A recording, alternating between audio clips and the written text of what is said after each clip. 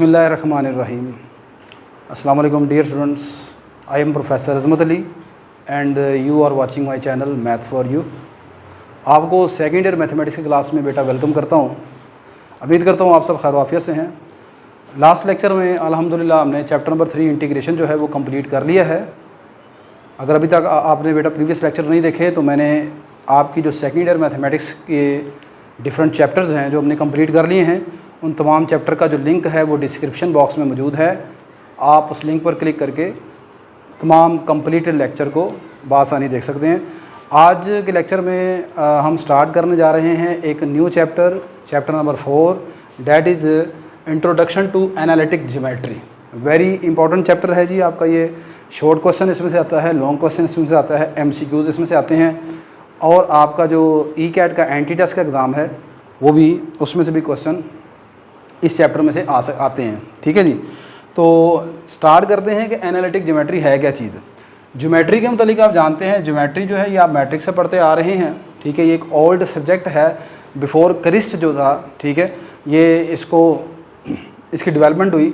Geometry क्या है? Geometry अर्थ जियोमेट्रॉन, यानी जियो ज़मीन और मेट्रॉन मेजरमेंट। तो मेजरमेंट ऑफ द अर्थ, ठीक है, ज़मीन की पैमाइश को जो है वो आप ज्योमेट्री बोलते हैं। एनालिटिक ज्योमेट्री क्या है? When we use the concept of algebra in field of geometry, then that geometry is called analytic geometry. तो definition आप analytic geometry की किस तरह करेंगे? When we use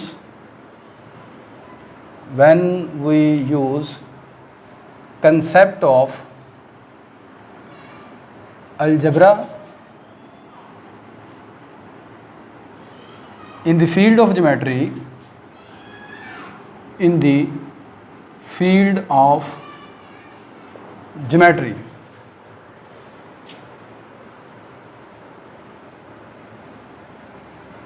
then such branch of geometry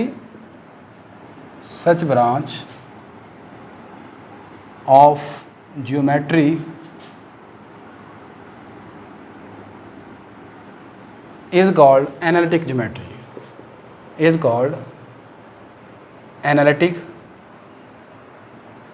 geometry.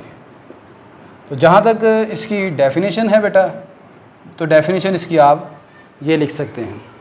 Rainy Descartes was the first mathematician who introduce the concept of analytic geometry.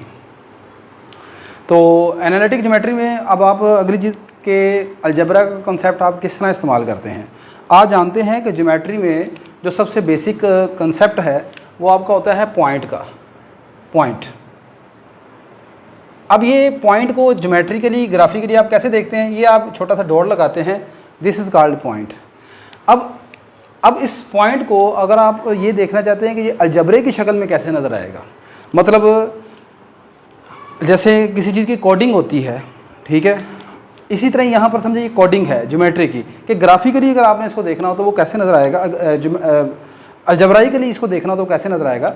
तो point को अलजबराइकली आपने देखना है तो वो उसे लिखते हैं इस तरह, point P x, y, this is called order pair. तो जब भी आप इस तरह का ये लिखा हुआ देखें तो दिस रिप्रेजेंट दिस पॉइंट। ठीक है जी। इसी तरह फ़र्ज़ करें कि आपके पास पॉइंट के बाद अगली चीज़ आ जाती है लाइन। तो लाइन क्या है? लाइन को ग्राफिकली आप इस तरह देखते हो, ठीक होगी बात ये। अब इसको अगर आप देखना चाहते हैं कि जनाब ये अलजबराइकली किस तरह नज़र आता है, तो ये जब आप इसको ऐसे लिखोगे ax + by = c, where a b c आपके रियल नंबर्स हैं, ठीक है। तो ये जो चीज़ है this represent the algebraically line. ठीक है, ग्राफिकली आप देखते हैं लाइन इस तरह की होती है, लेकिन जब आप उसे अलजबरे की शक्ल में देखोगे तो ये ax + by = c, this is called line. बात समझ आ गई कि नहीं आ गई? इसी तरह ही अगर थोड़ा सा और मज़ीद आगे बढ़ जाएं, प्लेन। प्लेन आपके पास क्या है? एक 2 डायमेंशनल सरफेस है। एक 2 डायमेंशनल सरफेस है, ऐसी सरफेस जिसकी 2 डायमेंशंस हैं, इनफाइनाइट डायमेंशन है। One of its length and other is it's width और ब्रेथ। ऐसी सरफेस जिसकी 2 डायमेंशंस हैं, इनफाइनाइट फैली हुई, ठीक है। उनमें से एक डायमेंशन जो है वो उसकी लेंथ होती है, दूसरी उसकी विड्थ होती है। जैसे ही आपको ये सरफेस नज़र आ रही है वाइट बोर्ड की, ये वाइट शीट जो है, तो इस वाइट बोर्ड की जो वाइट शीट है इसे मैं बाउंडेड प्लेन ले सकता हूँ। बाउंडेड यानी कि देखें ना, प्लेन एक इनफाइनाइट सरफेस है, तो ये एक फाइनाइट है, ठीक है, लेकिन ये एग्जांपल ली जा सकती है प्लेन की। इसी तरह ही आपकी जो बुक का पेज है वो भी एक प्लेन की एग्जांपल ली जा सकती है, लेकिन बाउंडेड प्लेन की। बाउंडेड यानी फाइनाइट प्लेन। तो अब मिसाल के तौर पर आपके पास ये प्लेन इस तरह का आपको नज़र आ रहा है, दिस इज़ योर प्लेन, फ़र्ज़ कर लें, ठीक है। अब अलजबरे की मदद से अगर आप इसको देखना चाहें तो अलजब्राइकली आपको ये इस तरह नज़र आएगा, ax plus B Y plus C Z, एक तीसरा वेरिएबल आएगा इक्वल टू डी, ठीक है जी। तो आपने देखा यहाँ पर कि जो मैं चीज़ आपको बताना चाह रहा था वो ये है कि आप ज्योमेट्री के एलिमेंट्स को जब अलजबरे की शक्ल में रिप्रेजेंट करेंगे, शो करेंगे, this is called analytic geometry, ठीक है। तो ये एनालिटिक ज्योमेट्री है। अब उसके बाद आपके इस चैप्टर के जो कुछ हम एक बेसिक कंसेप्ट्स हैं उनके मुतालिक आगे बढ़ते हैं। उसमें सबसे पहली चीज़ आपकी प्लेन है। तो प्लेन के मुतालिक जैसे मैं आपको बता चुका हूँ, मैं दोबारा यहाँ पर प्रॉपरली डेफिनेशन लिख देता हूँ कि a plane is a two dimensional surface, two dimensional surface, और टू डायमेंशनल सरफेस यानी इनफाइनाइट, और ये दोनों क्या है, इनफाइनाइट डायमेंशंस है। One of its length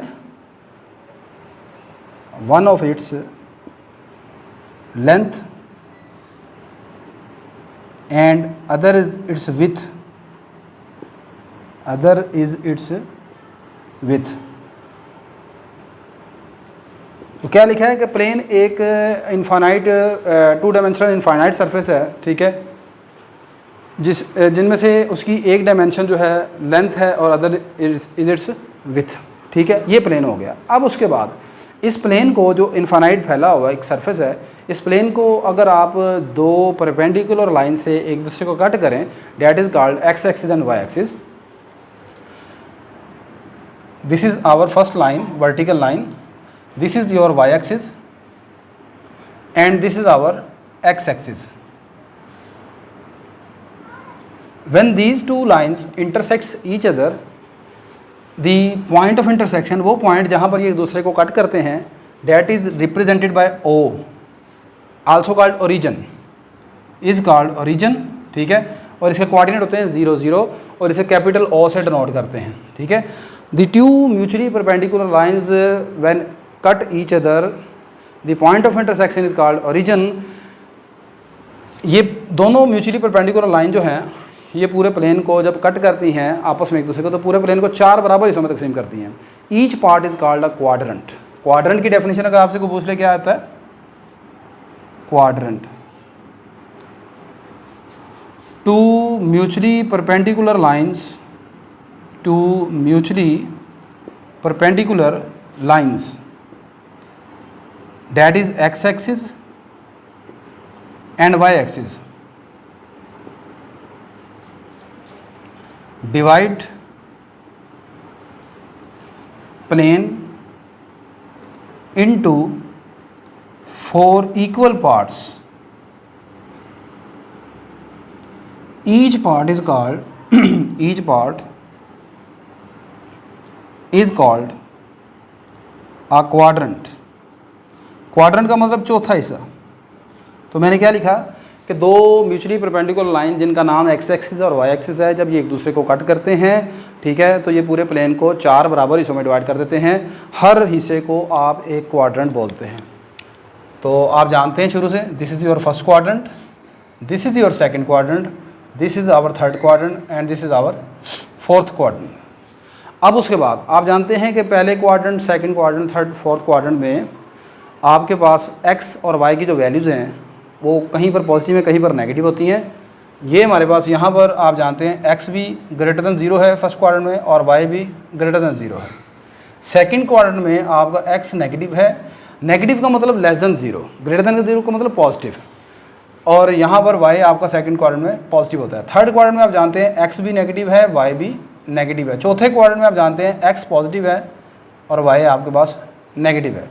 these are the basic informations जो कि आप पहले से जानते होंगे। उसके बाद अगली चीज़ ये है कि आप जब किसी पॉइंट को, जैसे यहाँ पर मैंने लिखा ये पॉइंट P है, एक्स वाई इसके दो कोऑर्डिनेट्स हैं। इस पॉइंट P के कितने कोऑर्डिनेट हैं? कोऑर्डिनेट्स दो हैं। एक कोमे से पहले x लिखा है, कोमे के बाद y लिखा है।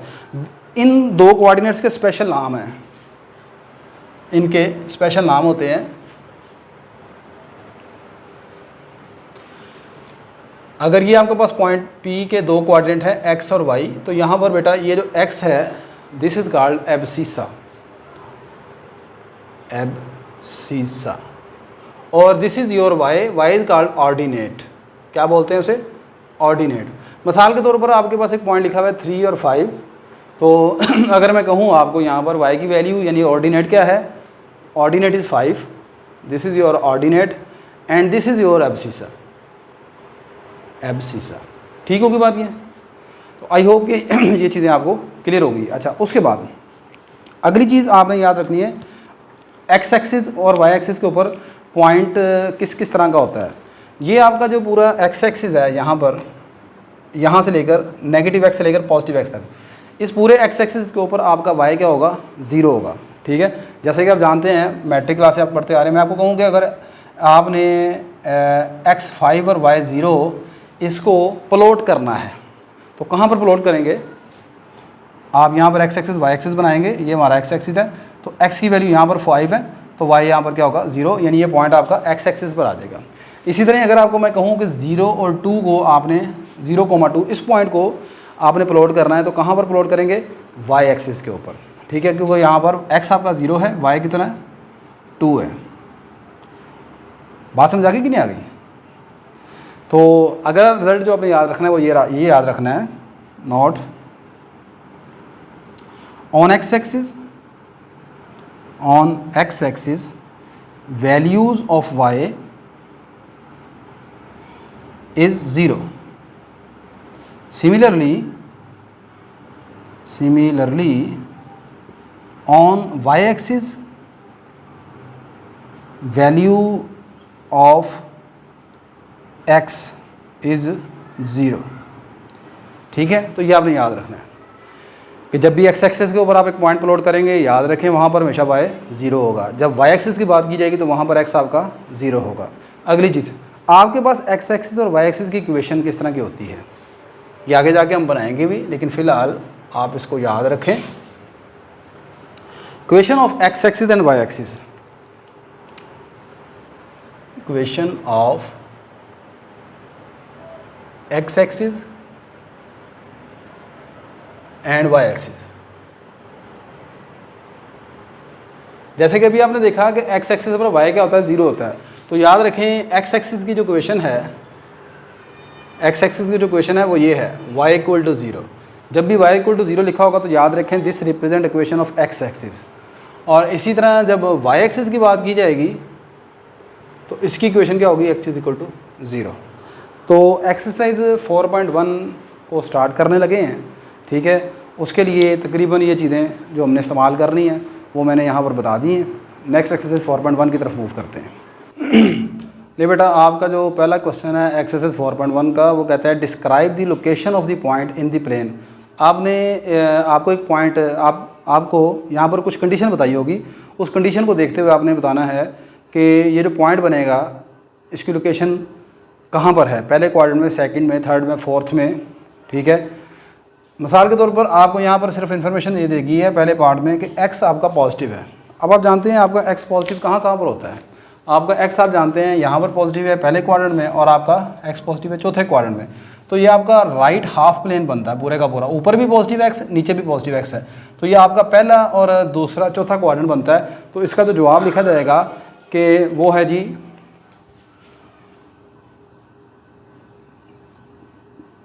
This is right half plane. ये आपका राइट हाफ प्लेन है। ठीक होगी बात। अगर x < 0 लिखा तो वो लेफ्ट हाफ प्लेन होगा, अगर y > 0 लिखता तो वो अपर हाफ प्लेन होता, y < 0 लोअर हाफ प्लेन। ठीक है, नेक्स्ट वन, सेकंड पार्ट में आपको कहा जा रहा है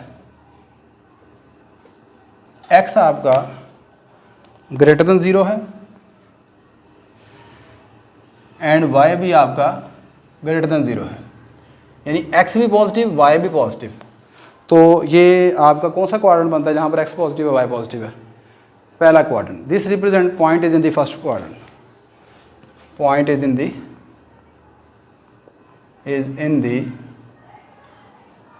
फर्स्ट क्वाड्रेंट, पॉइंट आपका पहले क्वाड्रेंट में। क्लियर होगी बात क्या नहीं? Third one, x is equal to 0, x equal to 0। जैसे मैं अभी आपको बता चुका हूँ कि x इज इक्वल टू 0 क्या रिप्रेजेंट करता है? This represent y axis. तो x is equal to 0 represent करता है all the points lies on the y axis, ठीक है। This represent y axis, y axis. Fourth one, चौथा पॉइंट। चौथे पॉइंट में आपको कहा जा रहा है y equal to 0, y equal to 0 फिर क्या होगा? y equal to 0 represent x axis, ठीक है। पांचवा point, x is less than 0 and y is greater than equal to 0। देखो जी, जहाँ पर x लेस देन 0 है, x लेस देन 0 का मतलब है, देखो x less than 0 second quadrant में भी है और थर्ड क्वाड्रेंट में भी है, लेकिन उसके साथ एक और इन्फॉर्मेशन भी है। x लेस देन 0 है और y greater than equal to 0 है, यानी y नॉन नेगेटिव है। ग्रेटर देन इक्वल टू 0 का मतलब है y इज नॉन नेगेटिव। तो x लेस देन 0 का मतलब ये है, बनता है नेगेटिव x एक्सिस, ठीक है। और y is greater than equal to 0 मतलब सेकंड क्वाड्रेंट, ठीक है। Second quadrant with negative x axis, ठीक है। तो इसका जवाब ये बनेगा, दिस रिप्रेजेंट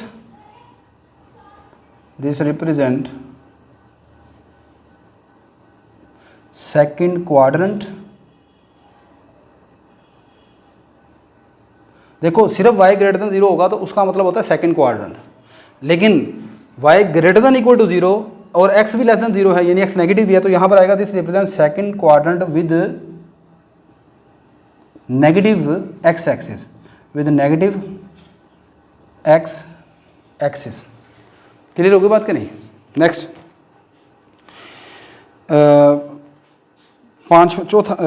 चौथा पार्ट,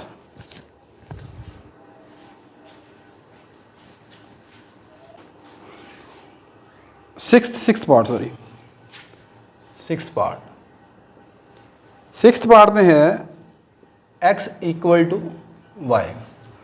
अगर वीडियो में कहीं पर कोई प्रॉब्लम होती है, मतलब लाइट की रिफ्लेक्शन है या आपको नज़र नहीं आ रहा होता, डल नज़र आता है, या माइक वगैरह की वजह से आवाज़ में कोई प्रॉब्लम होती है, तो काइंडली आप मुझे लाजमी शेयर किया करें, मुझे बताया करें, ताकि हम इस चीज़ को इम्प्रूव कर सकें। मेरी वीडियो अगर अभी तक आपने लाइक नहीं की और अगर आप समझते हैं कि वीडियो हेल्पफुल है आपके लिए, तो लाजमन लाइक करें, शेयर कीजिएगा, अपने दूसरे दोस्तों को बताइएगा। तो x इक्वल टू वाई का क्या मतलब है? x इक्वल टू वाई मतलब all the points where abscissa and ordinate are same, ठीक है। और ये आपके पास बनता है ग्राफिकली, अगर आप चेक करें, this represent the line y is equal to x bisect, यानी कि ये अगर आप इसको ग्राफिकली थोड़ा सा एक्सप्लेन करें तो y is equal to x is actually all the points. वैसे तो आप सिंपल ये लिख दें, all the points, this represent, आप वो लिख लें, this represent all the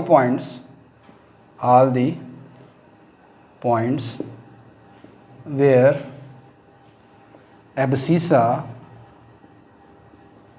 and ordinate are same, और अगर आप ये सारा नहीं लिखना चाहते तो एक सिंपल सी बात लिखें, this represent the line bisecting first and third quadrant passing through the origin. This represent the line bisecting first and third quadrant and passing through the origin, ठीक है। उसके बाद है जी आपके पास इसका सेवन्थ पार्ट। नेक्स्ट बेटा आपका जो सेवन्थ पार्ट है वो है x absolute equal to y absolute. अब यहाँ से दो क्वेश्चन बनेंगी, y की दो वैल्यूज़ निकलेंगी आपके पास, ठीक है। वो कैसे? देखो यहाँ से एक y आपके पास आएगा प्लस माइनस x के, आप y यहाँ पर प्लस x रखें तब भी ये दोनों तरफ इक्वेशन सेटिस्फाइड हो जाएगी। देखो ना, y की वैल्यू इधर है x absolute equal to y की वैल्यू आपने रखी प्लस एक्स, तो प्लस एक्स का एब्सोल्यूट वही है जो x का एब्सोल्यूट है। इसी तरह अगर आप y की यहाँ पर वैल्यू रखते हैं माइनस एक्स, तो माइनस एक्स का एब्सोल्यूट या प्लस एक्स का एब्सोल्यूट वो भी सेम है, क्योंकि आप जानते हैं कि एब्सोल्यूट के ऊपर एब्सोल्यूट नेगेटिव साइन के ऊपर आप एब्सोल्यूट लगा दें तो वो एब्सोल्यूट होने की वजह से नेगेटिव खत्म हो जाएगा। तो यहाँ से फिर y की दो वैल्यूज निकल आएंगी प्लस माइनस एक्स के बराबर। क्लियर होगी बात क्या नहीं? तो अब यहाँ से ये चीज़ आ जाएगी y is equal to x और ये आ जाएगा y is equal to minus x.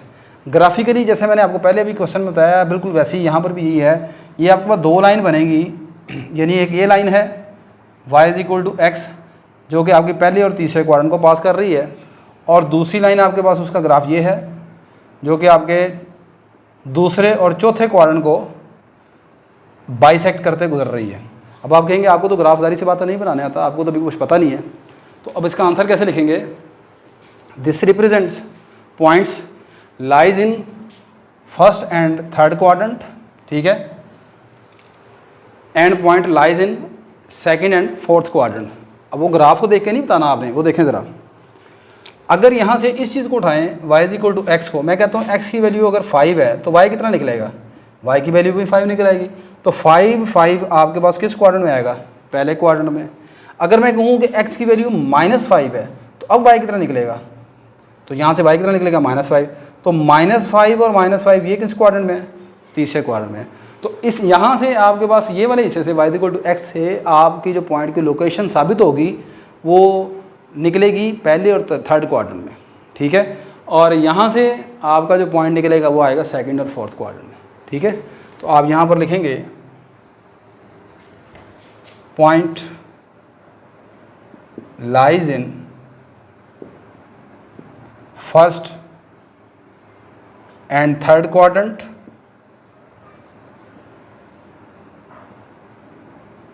With same sign. जो पहले और तीसरे क्वाड्रेंट में होंगे उन पॉइंट्स के साइन जो होंगे विद सेम ऑर्डिनेट्स लिख लें, विद सेम ऑर्डिनेट, सॉरी यार, with same coordinate, sorry ordinate नहीं, with same coordinates.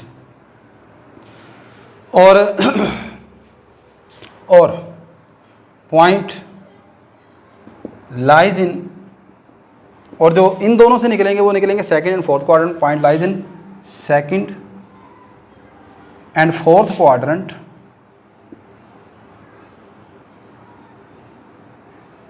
With opposite coordinates, with coordinates opposite in sign but same in magnitude, यानी कि आपके पास जो यहाँ से ये वाले हिस्से से पॉइंट निकलेगा, ठीक है, उसकी लोकेशन जो होगी वो दूसरे चौथे क्वाड्रेंट में होगी, लेकिन वो पॉइंट इस तरह का होगा कि उनके कोऑर्डिनेट तो मैग्नीट्यूड में सेम होंगे लेकिन साइन उनका ऑपोजिट होगा।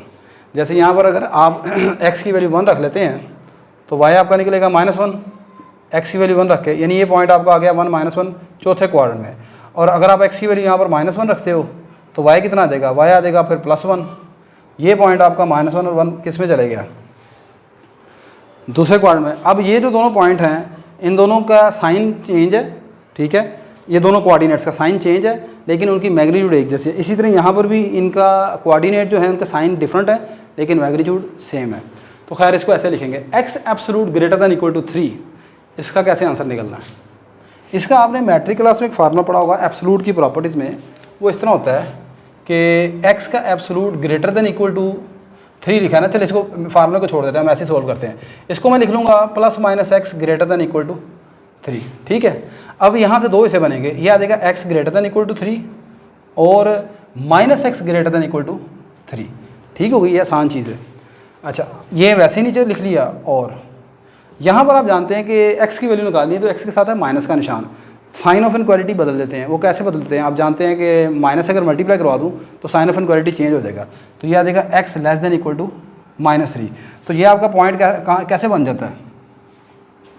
ये पॉइंट कुछ ऐसे बनेगा, origin y axis x axis, x 3 या 3 से बड़ा है, ये कहाँ पर आएगा? ये इधर आएगा।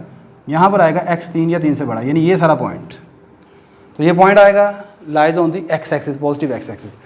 x -3 से छोटा है या बराबर है, यहाँ पर है x की वैल्यू -3, तो इससे छोटा ये सारा नेगेटिव x की तरफ। तो इसकी लोकेशन कैसे लिखनी है? This represent